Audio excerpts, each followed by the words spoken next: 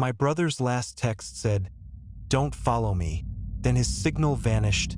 The shrill chirp of my phone sliced through the pre-dawn stillness. I fumbled for it on the nightstand, the screen searing my eyes with its harsh light. 3:17 a.m., an ungodly hour for anything but bad news. My thumb swiped across the screen, revealing a text from my brother, Ethan. "Don't follow me." It read, stark and chilling. My blood ran cold. Ethan was a man of habit, a creature of comfort. He wouldn't be wandering around at this hour unless something was terribly wrong. He was visiting our family cabin in the Redwood National Park, a place we'd both loved since childhood. It was supposed to be a relaxing getaway, a chance for him to de-stress from his high-pressure job as a software engineer. My mind raced, conjuring up a kaleidoscope of terrifying scenarios. A bear attack, a fall, a medical emergency. But none of them felt right. There was something in the terse urgency of the text, a sense of deliberate warning that set my teeth on edge. I tried calling him, straight to voicemail. I tried again. Same result. Panic began to claw at my throat, a suffocating presence. I threw back the covers, adrenaline coursing through my veins. I had to go to him. I had to find out what was happening.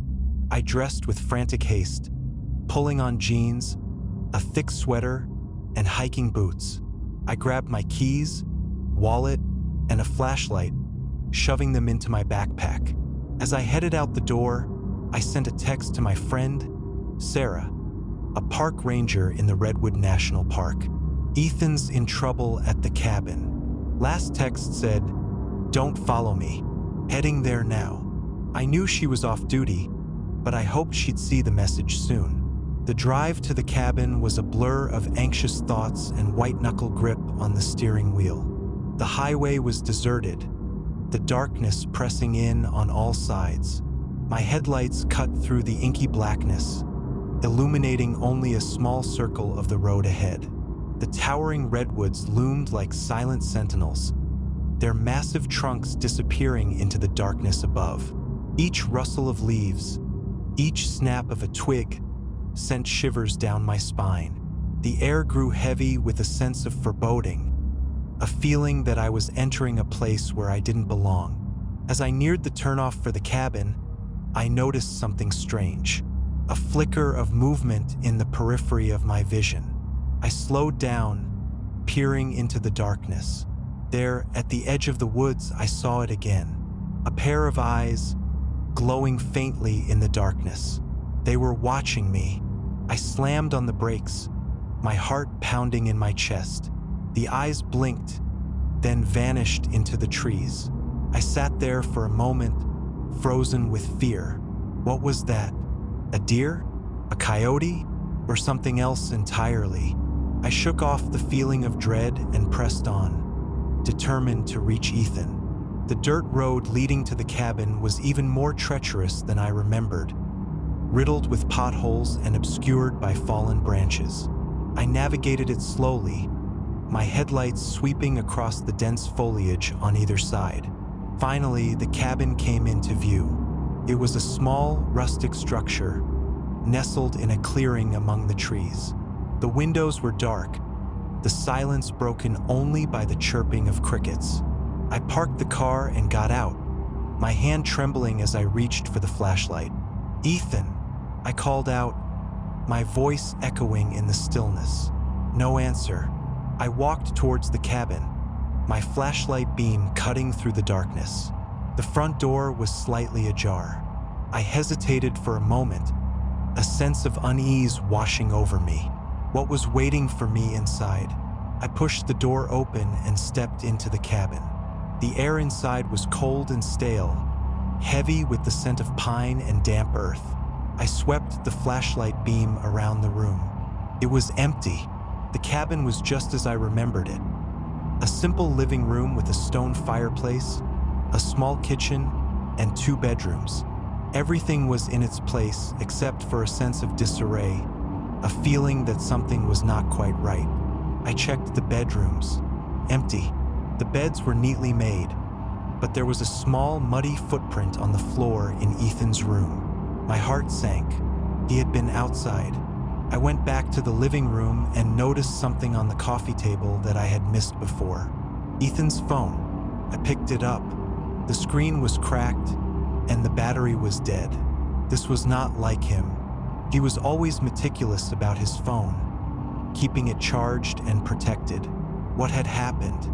I searched the cabin for any clues, anything that could explain his disappearance.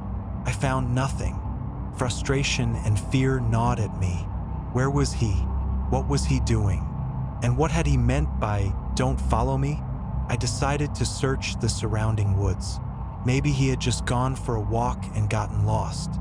I knew the trails well, having hiked them countless times with Ethan as kids. I grabbed a larger flashlight from the cabin and headed out into the darkness. The woods were alive with sounds. The rustling of leaves, the hooting of owls, the chirping of crickets. But beneath the natural sounds, I could sense something else, something unsettling, a feeling of being watched.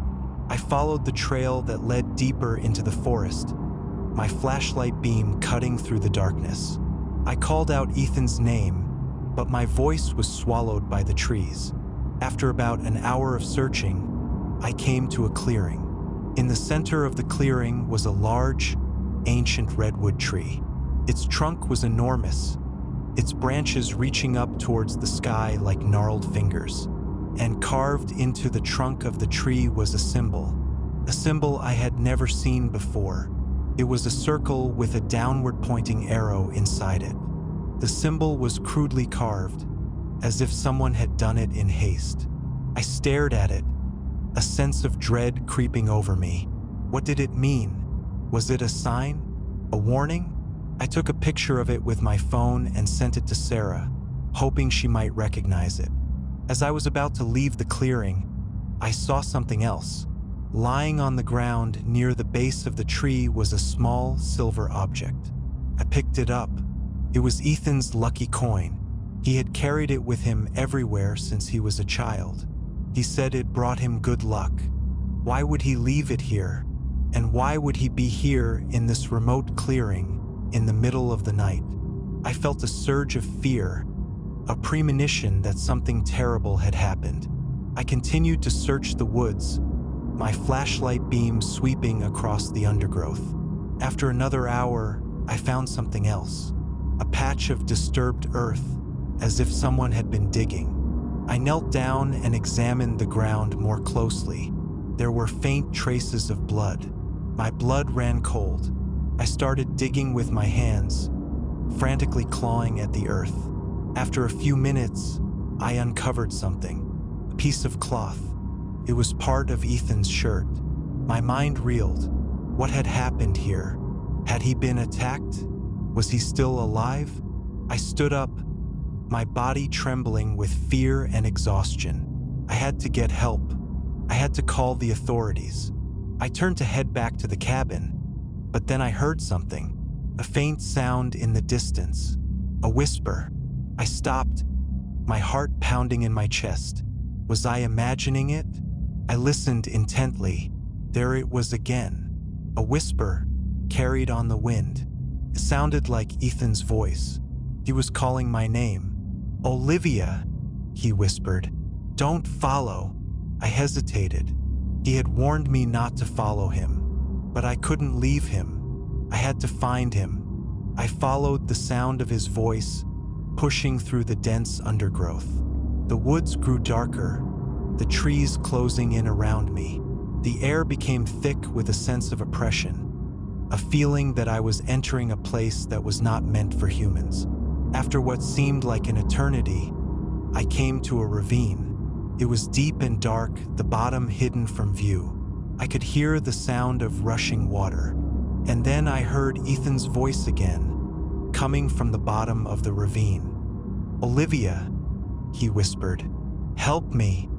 I knew I shouldn't go down there. Everything in me screamed that it was a trap. But I couldn't leave Ethan. I had to help him. I started to climb down the steep embankment, my feet slipping on the loose soil and rocks. The darkness pressed in on me, the silence broken only by the sound of rushing water and my own ragged breathing. As I neared the bottom of the ravine, I saw him. Ethan was lying on the rocky bank of the stream, his body twisted at an unnatural angle. He was covered in blood. "Ethan!" I cried out, scrambling towards him. He groaned, his eyes fluttering open. "Olivia!" he whispered. "You shouldn't have come." "What happened?" I asked, kneeling beside him. "What attacked you?" He looked at me, his eyes filled with fear. "It wasn't an animal," he said. "It was something else." "What do you mean?" I asked, my voice trembling. He reached out and grabbed my hand, his grip surprisingly strong. "The woods," he whispered. "They're alive." "What are you talking about?" I asked, my mind struggling to comprehend what he was saying. "The trees," he said. "They're watching us." He coughed, and a trickle of blood ran down his chin. "They don't want us here," he whispered. "They want us to leave." I stared at him, my heart pounding in my chest. He was delirious. He must have hit his head when he fell. "We'll get you out of here," I said, trying to reassure him. "I'll call for help." He shook his head. "It's too late," he said. "They're coming." "Who's coming?" I asked, my voice barely a whisper. He looked past me, his eyes widening with terror. "They're here," he whispered. I turned around, my flashlight beam sweeping across the darkness. And then I saw them, figures emerging from the trees. They were tall and gaunt, their bodies covered in bark and moss. Their eyes glowed with an unnatural light. They were the trees, or something that had once been trees. They moved slowly, deliberately, their branches swaying in the wind like arms. They were coming for us. I screamed, grabbing Ethan's hand and pulling him to his feet. We had to get out of here. We stumbled towards the edge of the ravine, trying to escape the approaching figures. But they were too fast. They surrounded us, their branches reaching out to ensnare us. I swung my flashlight, trying to fend them off, but it was useless. They were too many. One of them grabbed me, its bark-covered hand clamping down on my arm. I screamed, my flashlight falling to the ground. I struggled against its grip, but it was too strong. It pulled me closer, its gnarled face looming over me. I could smell the scent of pine and decay, the smell of death. "Leave us alone," I screamed. "We didn't do anything to you." The figure didn't answer. It just stared at me, its eyes burning with hatred. And then it spoke. Its voice was a low, guttural growl, like the sound of trees groaning in the wind. "This is our land," it said. "You do not belong here. We're just passing through," pleaded. "We'll leave. Just let us go." The figure shook its head. "You have disturbed the balance," it said. "You must pay the price." Tightened its grip on my arm, and I felt a sharp pain. It was crushing my bones. I screamed, my vision blurring. I thought I was going to die, but then something happened. A loud crack, followed by a blinding flash of light. The figure released me, its eyes widening with surprise. I stumbled backwards, collapsing to the ground. I looked up and saw Sarah standing at the edge of the ravine, holding a flare gun. She had fired a flare into the sky, illuminating the woods with its bright light. The tree figures recoiled from the light, hissing and groaning. They retreated back into the trees, disappearing into the darkness. Sarah rushed down to us, her face etched with concern. "Olivia, Ethan, are you okay?" "We're alive," I said, my voice trembling. "But they're still out there." Sarah helped us to our feet. "We have to get out of here," she said. Now. We stumbled back towards the cabin, Sarah leading the way. The woods were silent, but I could feel the presence of the tree figures watching us from the shadows. We reached the cabin and barricaded the door and windows. Sarah called for backup, but she said it would take several hours for them to arrive. We were on our own. We sat in the cabin, huddled together, waiting for the dawn. The hours passed slowly, each one an eternity. The woods were filled with strange noises. The rustling of leaves, the creaking of branches, the whispering of voices. I couldn't shake the feeling that the tree figures were still out there, waiting for us to leave. As the first rays of sunlight began to filter through the trees, we heard a sound, a scratching at the door. We froze, our hearts pounding in our chests. The scratching grew louder, more insistent. Something was trying to get in. Sarah grabbed her gun, her face grim. "Get behind me," she said. The door splintered, and a branch reached through the opening, groping for us. Sarah fired her gun, shattering the branch. The scratching stopped. We waited, our breath held, for what seemed like an eternity, and then silence. The sun rose higher in the sky, casting its light into the woods. The darkness began to recede, and the feeling of dread began to lift. We cautiously opened the door and stepped outside. The woods were silent and still. The tree figures were gone. We waited for the authorities to arrive. When they did, they were skeptical of our story. They searched the woods, but they found no evidence of the tree figures. They said we must have been hallucinating, that we were suffering from stress and exhaustion. But I knew what I had seen. I knew that the woods were alive, and I knew that we had narrowly escaped with our lives. We left the cabin and never went back. Ethan recovered from his injuries, but he was never the same. He was haunted by what he had seen, by the feeling that the trees were watching him. He moved to the city and never went into the woods again. I tried to forget what had happened, but I couldn't. The memory of the tree figures, their glowing eyes, their guttural growls, was burned into my mind.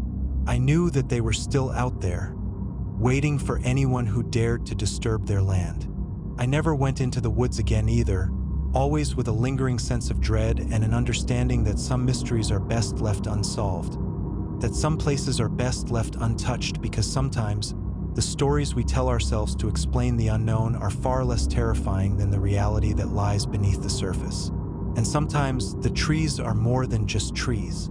They are ancient guardians, silent witnesses to a history we can only glimpse, and they will protect their domain with a ferocity that defies human comprehension. The woods remember, and they do not forgive.